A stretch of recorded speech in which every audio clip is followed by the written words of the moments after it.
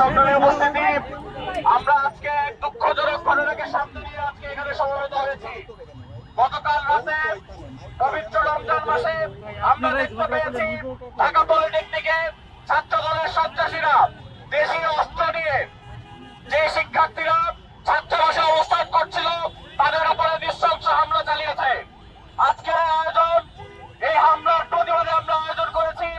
এই আয়োজন থেকে আমরা স্পষ্ট করে বলতে চাই, যারা ছাত্রলীগ আওয়ামী লীগের দেখানো রাস্তায় তাদের কার্যক্রম পরিচালনা করছেন, তাদের পরিণতিও ঠিক আওয়ামী লীগ এবং ছাত্রলীগের মতোই হতে চলেছে।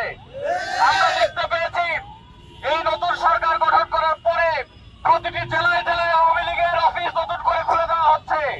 আমরা দেখতে পেয়েছি ক্যাম্পাসে নতুন করে ছাত্রলীগের আনাগোনা বেড়ে যাচ্ছে। আমরা মনে করি ছাত্রলীগের মতো আচরণ শুরু করার কারণ হচ্ছে ছাত্রলীগের সাথে ছাত্রদল আঘাত করে আবার তারা ক্যাম্পাসে আগের পরিবেশ ফিরিয়ে আনতে চায়।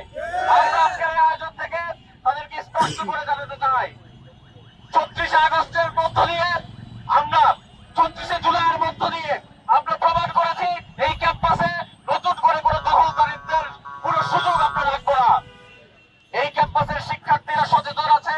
আপনারা যদি আবার নতুন করে ক্যাম্পাসকে উত্তপ্ত করতে চান, অস্থিতিশীল করতে চান, আমরা আপনাদের সাবধান করে দিচ্ছি।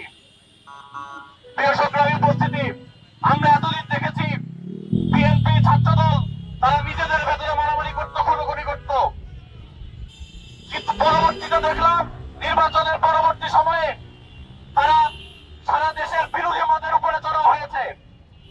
পরবর্তীতে আমরা লক্ষ্য করলাম এখন তারা আবার নতুন করে ক্যাম্পাসগুলোতে শিক্ষার্থীদের উপর হামলা করছে। শিক্ষার্থীদের উপর হামলা করলে কি ধরনের পরিণতি হয় সেই পরিণতি সম্পর্কে খুনি হাসিনা অবশ্যই অবগত আছে। আমরা আশা করছি আপনারা অবগত আছেন। শিক্ষার্থীদের উপর কোন ধরনের আঘাত আপনারা করবেন না, এটাই আমরা আজকের এই আয়োজন থেকে জানাতে চাই। প্রিয় উপস্থিতি, কালকে আমরা আরেকটি ঘটনা দেখেছি। তারা যখন হামলা করেছে, হামলা করার পরবর্তীতে তারা আবার সেই হামলাটা শিবিরের উপর চাপিয়ে দিতে চায়।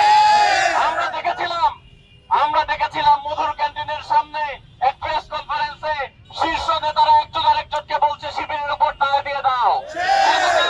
আমরা ঠিক সেই ঘটনারই আবার একটি রিওয়াইন্ড দেখতে পারলাম। আমরা আজকের এই আয়োজন থেকে এই দায় দিয়ে দেওয়ার রাজনীতির প্রতি নিন্দা জানাই।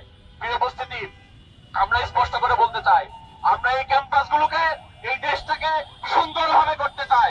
কোন ধরনের কায়েমি শক্তি যদি নতুন করে আবার কর্তৃত্ববাদী হয়ে ওঠার চেষ্টা করে, হল দখল করার চেষ্টা করে, আবার কোন গেস্ট রুম তৈরি করার চেষ্টা করে, শিক্ষার্থীদের অধিকার আদায়ের জন্য আমরা যেমন জুলাই বসেছিলাম আবার